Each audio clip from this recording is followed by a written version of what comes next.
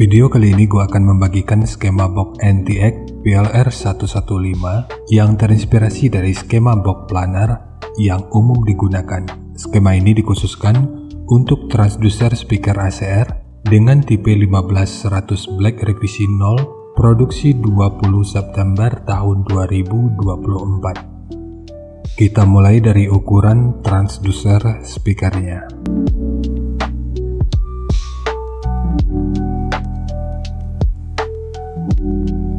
Jadi di sini tampilannya agak buram dan sedikit kemerahan karena lembar spesifikasi ACR akhir-akhir ini udah full color, sehingga gua agak kesulitan juga dalam mengaplikasikannya ke dalam wadah presentasi.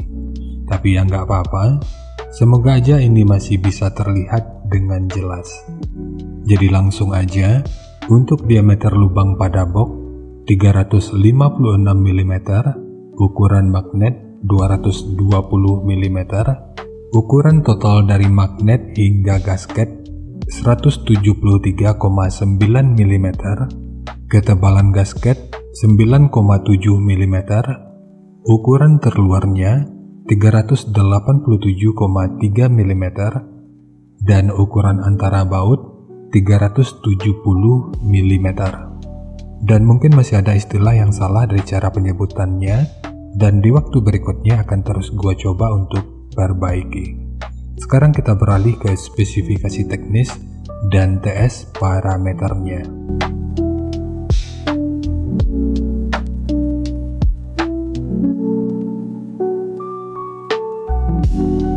Kita mulai dari spesifikasi teknis.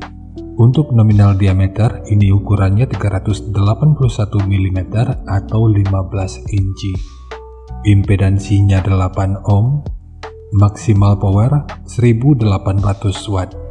Ini merupakan watt maksimal atau bisa dibilang watt peak. Kalau lu masih belum paham dengan apa itu peak, silakan tanyakan aja pada kolom komentar.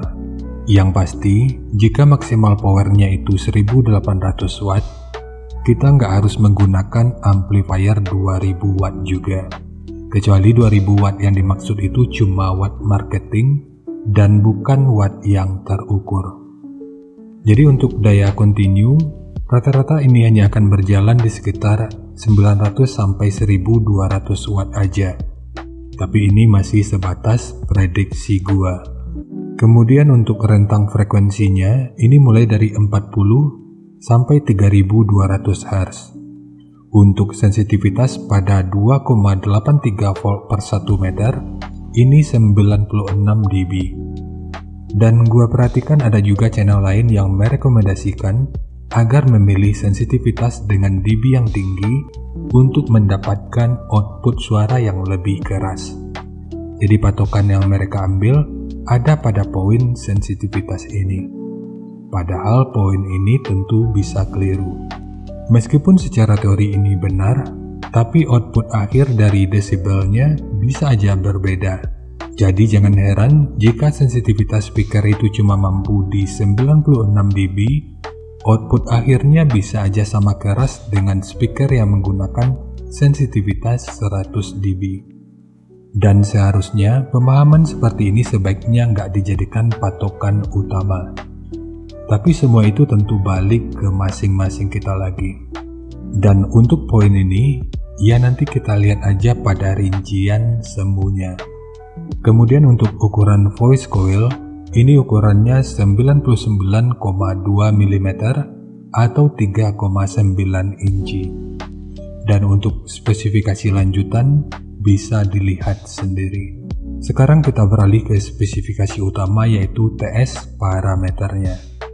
Untuk Fs ini 39 Hz, DCR 5,2 ohm, KTS 0,52, CAS 0,56, KMS 8,79, MMS 136,8 gram, CMS 0,12 mm per Newton, BL 17,6 Tesla meter, fast 129,2 liter, efisiensi 1,3%, SD 865,7 cm persegi, dan XMAX 10,93 mm.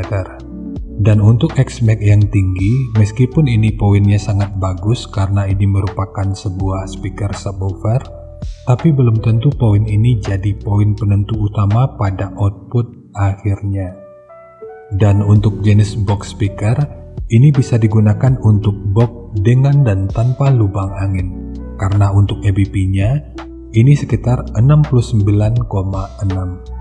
Cara mengetahui EBP ini juga udah pernah dibahas pada video yang akan gue selipin pada pojok kanan atas video ini, atau nanti bisa juga dicek pada kolom deskripsi. Sekarang kita masuk aja ke rincian semuanya.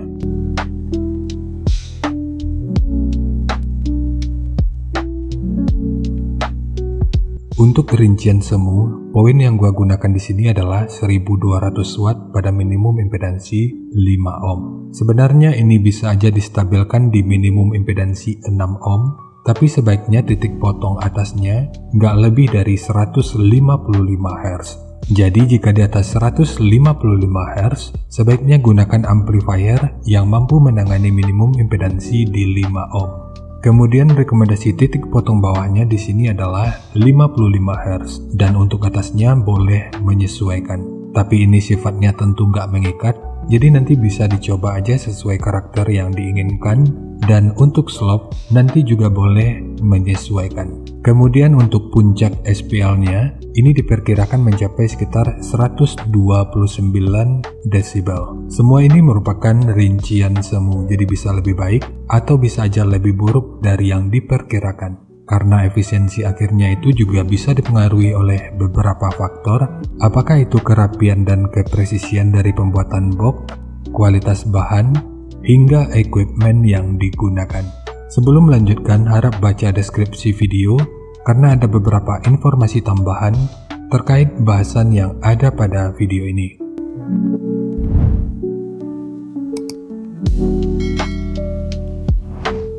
Dan berikut referensi yang gua gunakan dalam mendesain skema box speakernya.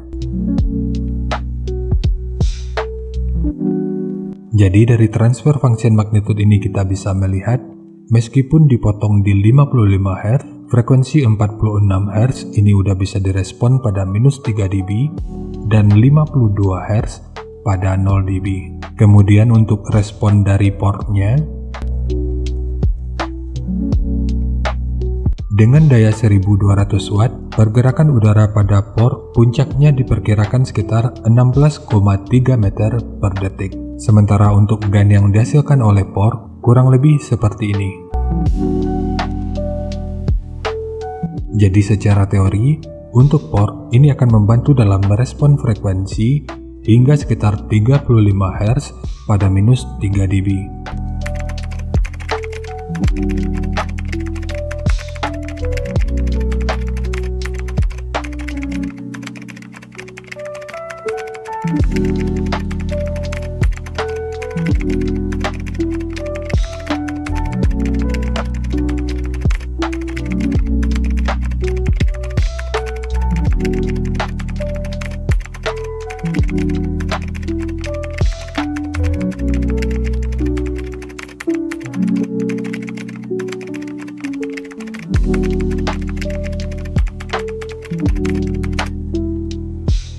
Sekarang langsung kita bahas aja skemanya.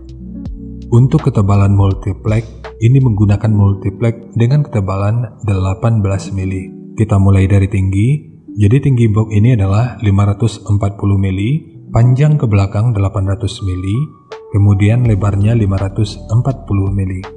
Yang perlu diingat, ketiga poin ini merupakan ukuran terluarnya. Sekarang kita beralih ke ukuran internalnya.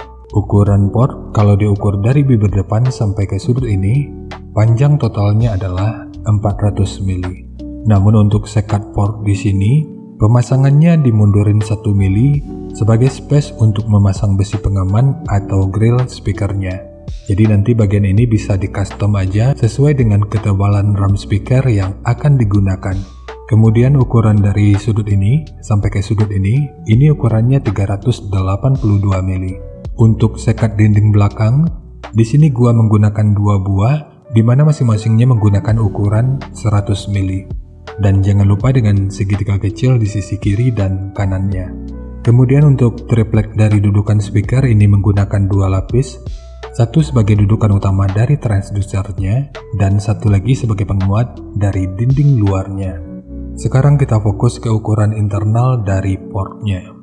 Ukuran dari sudut ini sampai ke sudut ini ukurannya 75 mili. Begitu juga dengan ukuran dari sudut ini sampai ke sudut ini ukurannya juga 75 mili. Sementara tekukan ini yang kalau kita ukur dari sudut ini sampai ke sudut ini ukurannya 64 mili. Sementara untuk handle, ini hanya untuk estetika dari penyajian videonya aja. Namun jika lu ingin menggunakan handle triplek seperti ini, akan lebih baik jika sudut luar dan dalamnya dibentuk seperti ini. Ini bertujuan, selain untuk menjaga aerodinamika, secara tampilan, ini tentu juga akan lebih menarik. Jadi nanti tinggal lu custom aja sesuai kebutuhannya.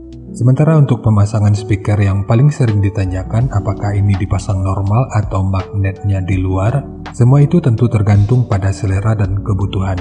Namun karena nilai EBP-nya ini masih di bawah 100, akan lebih direkomendasikan untuk pemasangan mode normal atau magnetnya di dalam. Dan jika lo ingin bikin mode double, lebar box ini akan menjadi 1062 mili. Sementara untuk ukuran lainnya ini tetap sama. Jadi meskipun di double, ruang resonansi masing-masing speakernya ini tetap dipisah. Jadi segitu aja untuk skema dari box NTX PLR115 khususnya untuk transducer speaker ACR dengan tipe 1500 Black. Jika nanti lu punya link review dan video cek soundnya, silahkan bagikan aja pada kolom komentar agar bisa dijadikan referensi juga buat teman-teman yang lainnya. Terima kasih untuk lu yang udah nonton sampai detik ini. Bagaimana tanggapannya atas bahasan kita kali ini? Sampaikan aja pada kolom komentar, biar kita sama-sama bisa belajar agar lebih baik lagi. Dan seperti biasa jika lu suka dengan bahasannya, silahkan like dan share aja videonya ke teman-teman lain yang sekiranya juga suka dengan topik yang sama. Untuk lu yang udah berlangganan, terima kasih banyak atas dukungannya.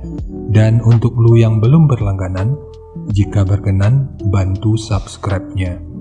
Dan jangan lupa untuk baca kolom deskripsi dan kunjungi juga tab komunitas untuk mendapatkan informasi dan update terbaru. Jadi segitu aja, dan kita ketemu lagi pada video yang lainnya.